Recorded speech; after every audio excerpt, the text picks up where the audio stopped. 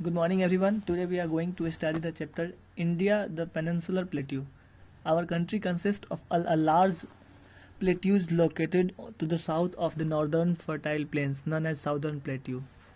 A plateau is an elevated flat land. It is a flat-topped tableland standing on a raised surface. Hence, it is also known as tableland. The height of the plateau often varies from place to place. The southern plateau is triangular in shape and lies to the south of Narmada. It is broader in the north and narrower in the south. The states which lies in this region are Gujarat, Maharashtra, Madhya Pradesh, Chhattisgarh, Andhra Pradesh, Karnataka, Tamil Nadu, and eastern part of Kerala and Odisha. So जो हमारा देश है वो बहुत ही बड़े बड़े plateaus जो है साउथ में, नॉर्दर्न प्लेट के साउथ में, नॉर्दर्न प्लेन्स यानी कि जो उत्तरी मैदानी भाग है उसके दक्षिण में स्थित है, जिनको साउदर्न प्लेट्यू यानी कि दक्षिणी पठार के तौर पे जाना जाता है। प्लेट्यू एक एलिवेटेड लैंड होता है, फ्लैट लैंड होता है, मतलब ऊंचा होता है लेकिन फ्लैट लैंड होता है। पहाड़ भी ऊंचे हैं लेकिन वो फ्लैट नहीं होते, वो कर्वी होते हैं, उनमें पीक होते हैं, वैलीज होती है। ये फ्लैट होता है, तो ये इसको टेबल लैंड के तौर पे भी जाना जाता है। और प्लेट्यू की जो हाइट है जगह जगह अलग अलग रहती है। तो हमारा जो साउदर्न प्लेट्यू हमारे देश का वो ट्रायंगुलर शेप का है, ट्रायंगुलर यानी कि त्रिभुज के आकार का है, 3 कोना है, जैसा कि आप देख सकते हैं इस इमेज में है, ट्रायंगुलर है, आप देख रहे हैं ना, ये ट्रायंगुलर। और ये जो एरिया है ये इसी को प्लेट्यूज कहा जाता है। ये हमारे देश का प्लेट्यू वाला एरिया है। यहाँ ये नॉर्दर्न प्लेन्स है, इधर रेगिस्तानी जगह है, ऊपर ये पहाड़ है, ये प्लेन्स और ये पठारी एरिया है। The southern plateau it is broader in the south and narrower broader in the north and narrower in the south. मतलब नॉर्थ में ये देखिए काफ़ी चौड़े हैं और साउथ में पतले हैं।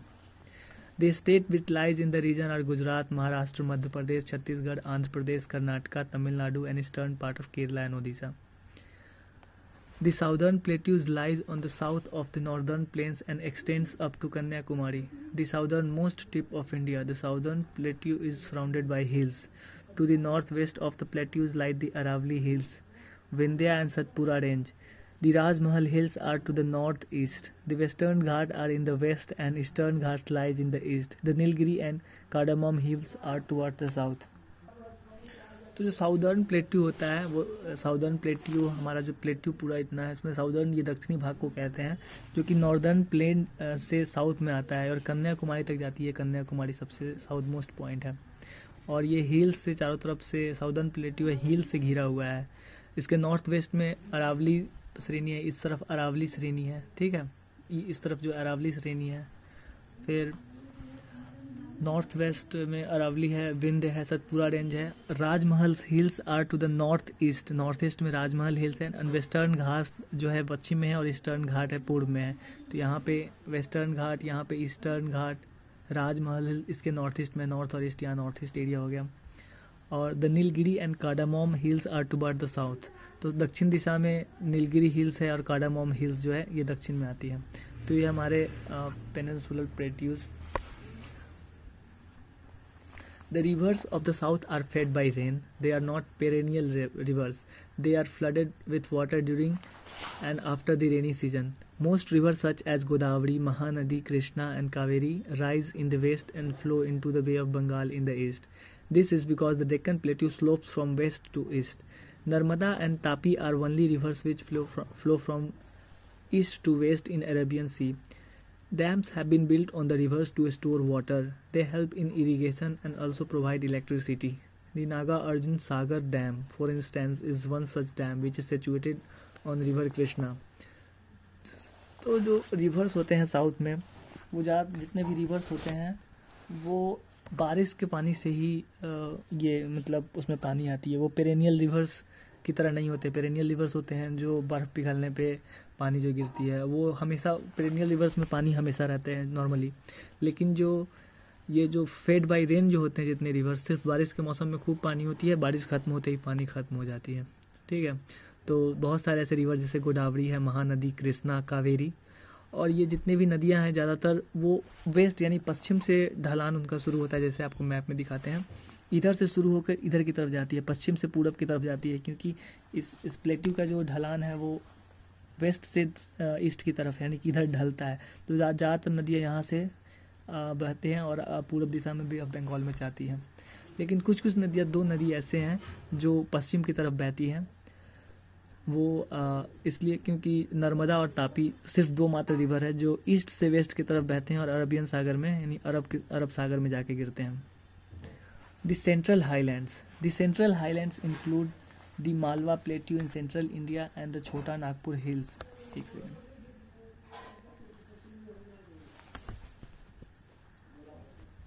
The central highland include the Malwa Plateau in central India and Chota Nagpur Plateau in the east.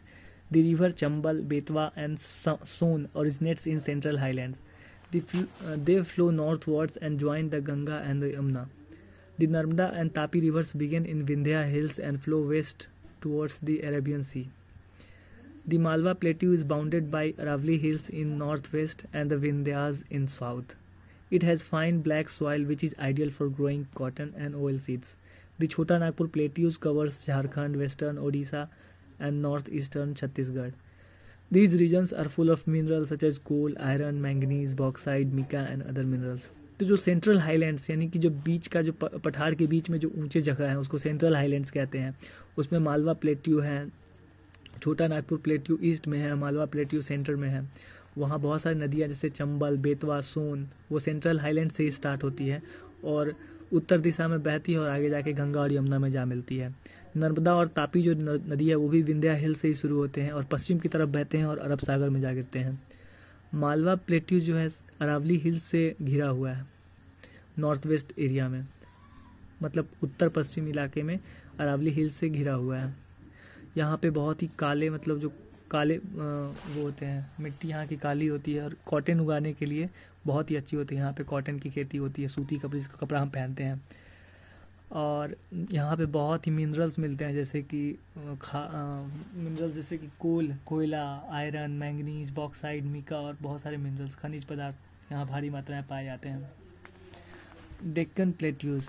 The region of the South Narmada and Satpura range comprise the Deccan Plateau. It is the largest plateau in India. The Deccan Plateaus has rocky and uneven terrain. Anamudi is highest peak of this region. The Deccan Plateau is surrounded by western and eastern Ghats and both meet it at the Nilgiri hills. The eastern Ghat stretches from Mahanadi Valley to the Nilgiri in the south.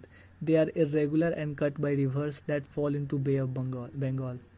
The western Ghats, on the other hand, are a continuous stretch of hills. Sayadri, Nilgiri, Annamalai, and Cardamom hills, and are the important range of the western Ghats. They lie close to sea along the western coast. Mahanadi, Godavari, Krishna, and Kaveri originates from the western Ghats and flow towards the east. The Narmada and Tapi are only rivers that flows toward west and fall into Arabian Sea.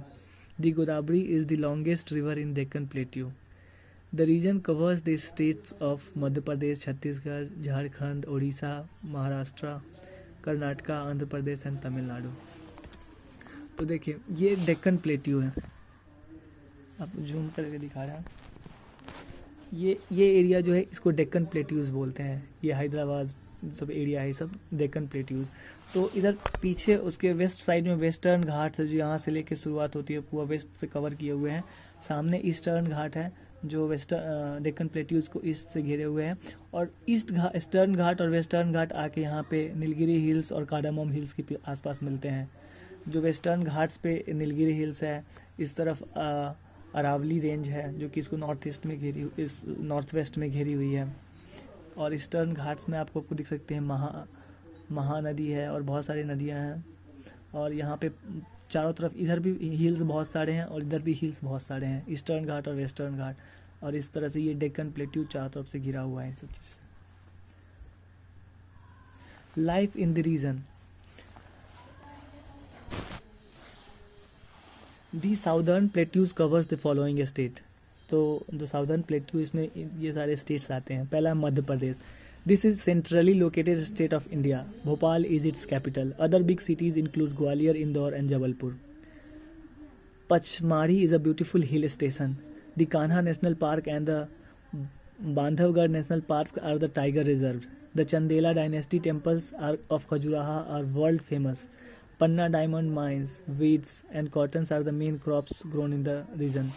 तो यो मध्य प्रदेश है, centre में, भारत के central में located है, भारत के एकदम मध्य में. इस नाम भी इसलिए मध्य प्रदेश है. इसकी राजधानी भोपाल है. इसमें और भी बहुत सारे शहर है, जैसे ग्वालियर है, इंदौर है, जबलपुर है.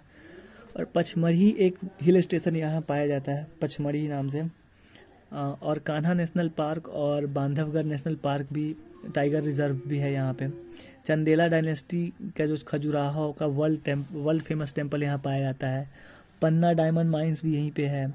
और यहाँ पे गेहूं और कॉटन मतलब कि कपास की खेती होती है मेनली. छत्तीसगढ़.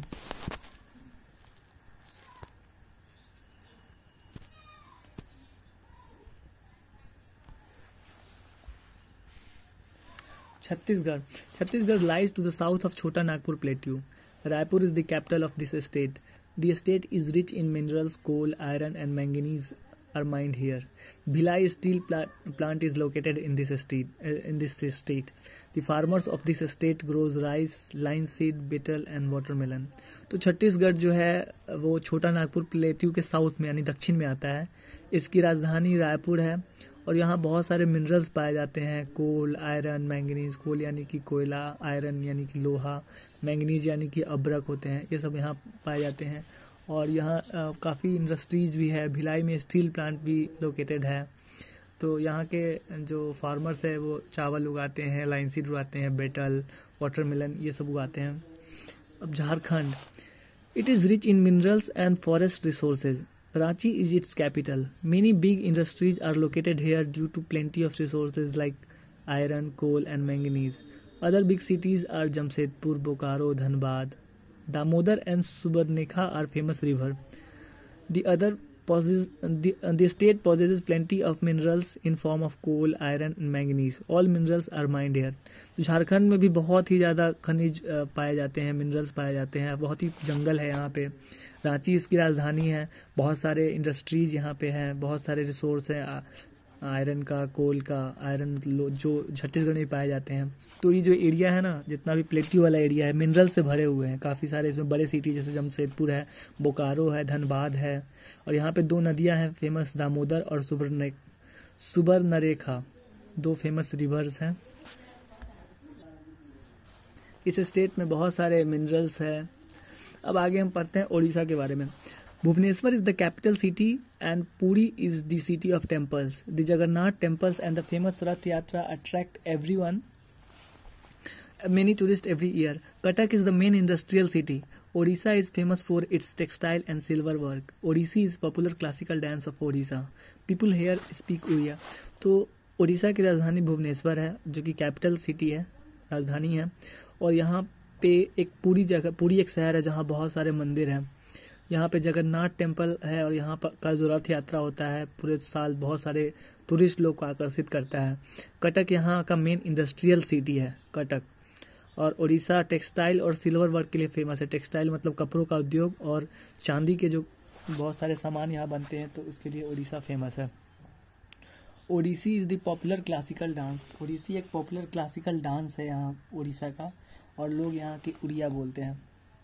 अब Maharashtra is the second most populous state after Uttar Pradesh. Uttar Pradesh के बाद सबसे ज़्यादा कहीं की जनसंख्या है तो वो है Maharashtra. The Arabian sea into the west of Maharashtra, river Godavari and Krishna following this state. तो जो महाराष्ट्र के पश्चिम में अरेबियन सागर है, अरब खाड़ी, और जो गोदावरी और कृष्णा नदी इसके थ्रू बहती है. Maharashtra is richest state in India. Mumbai the capital city of state is India's largest city and financial capital of nation. तो महाराष्ट्र जो है वो भारत का सबसे रिचेस्ट राज्य माना जाता है. यहाँ मुंबई देश की राजधानी, वहाँ की जो राजधानी है महाराष्ट्र की, वो बहुत बड़ी शहर मानी जाती है. वहाँ पे बहुत ही एक बॉलीवुड भी वहाँ पे है. वहाँ पे बहुत सारा उद्योग है, बहुत तरह के ऑफिसेज हैं. तो वहाँ पे काफ़ी फाइनेंशियल कैपिटल कहा जाता है अनऑफिशियली से. नागपुर, पुणे, नासिक, औरंगाबाद, थाने, कोल्हापुर, सोलापुर और other important cities. Some popular hill stations in Maharashtra are Lonavala, Khandala, Panchghani, etc. Pune has the National Defence Academy. Nagpur is called the Orange City. The Ajanta Caves and Ellora Caves are in Aurangabad. Gateway of India in Mumbai is a historical monument. तो बहुत सारे popular hill stations Maharashtra के लोनावाला, खंडाला, पंचघनी में हैं और पुणे में national defence academy भी है। नागपुर को ऑरेंज सिटी कहा जाता है और यहाँ पे अजंता और एलोरा की केव्स भी है औरंगाबाद में। गेटवे ऑफ इंडिया भी मुंबई में ही है। Agriculture and industry are two main occupation. The main crops are wheat, rice, jowar, bajra, pulse, groundnut, cotton, sugarcane, turmeric and tobacco. Major industries include chemical, machinery, textile, petroleum, etc. Mumbai is also the house for the Hindi filmmaking industry, popularly known as Bollywood. The main languages spoken by the people is Marathi, Konkani, Gujarati, Hindi and English are also spoken here. Tamasha and Lavani folk dances are popular. तो जो मुंबई है वो agriculture और industry यहाँ दो main occupation है। जो main crops यहाँ पे उगाए जाते हैं चावल है, ज्वार बाजरा है, दालें हैं, बहुत सारे ग्राउंड नट्स हैं जैसे कि बादाम वगैरह हो गए, कपास की भी खेती की जाती है, गन्ना की खेती की जाती है, यहाँ पे हल्दी की खेती की जाती है, बहुत तरह की है। और इंडस्ट्रीज भी बहुत सारे, केमिकल इंडस्ट्री है, कपड़ा बनाने का है, पेट्रोलियम इंडस्ट्री है और यहाँ पे फिल्म भी बनाए जाते हैं जो बॉलीवुड के नाम से इंडस्ट्री फेमस है, जहाँ पे फिल्म्स बनाई जाती है। और यहाँ पे ज़्यादातर लोग मराठी, कोंकणी और गुजराती, हिंदी और इंग्लिश बोलते हैं। ये 5 भाषा यहाँ पे मुख्यतः बोली जाती है। और यहाँ का जो फोक डांस है तमाशा और लवनी फोक डांस यहाँ का बहुत ही पॉपुलर है। अब है Karnataka. It is located towards south of Maharashtra. Bangalore is the capital city. Other important cities in the states are Mysore, Hubli, Bijapur, Dharwad and Belgaum. The main rivers flowing through Karnataka are Krishna and Kaveri. Most of the people are farmers and grow ragi, jowar, cotton, sugarcane, coffee nuts and spices. The forests are rich in teak and sandalwood trees. Karnataka is the largest producer of silk in India. The state is known for handicraft. तो जो कर्नाटका है वो महाराष्ट्र के दक्षिण दिशा में स्थित है और यहाँ की कैपिटल सिटी है बेंगलोर। और भी बहुत सारे इंपॉर्टेंट सिटी है जैसे कि मैसूर है, हुबली है, बीजापुर है, धारवाड़ है, बेलगाम है। और यहाँ मेनली कृष्णा और कावेरी 2 मुख्य नदी हैं जो बहती है यहाँ से। यहाँ पे ज़्यादातर लोग किसान हैं, रागी, ज्वार वो उगाते हैं, कपास की खेती करते हैं जिससे कपड़ा बनता है, सूती कपड़ा, शुगर केन यानी गन्ना, कॉफ़ी उगाते हैं, नट्स एंड स्पाइसेस मसाले और बहुत सारे बादाम्स और नट्स बहुत सारे उगाते हैं। The forest are rich in teak and sandalwood. यहाँ के जो फॉरेस्ट है यहाँ पे चंदन की लकड़ी पाई जाती है, महंगे महंगे लकड़ी पाई जाती हैं। और सिल्क प्रोड्यूस करने में भारत का सबसे बड़ा राज्य है। सिल्क मतलब जो रेशमी कपड़े होते हैं वो प्रोड्यूस करने में कर्नाटका भारत में सबसे 1 नंबर पे है। और ये हैंडीक्राफ्ट्स के लिए जाना जाता है, मतलब हाथ से द्वारा बनाए जाने वाले वस्तुओं के लिए कर्नाटका जाना जाता है। तो हमारा चैप्टर यहीं ख़त्म होता हुआ। Thank you.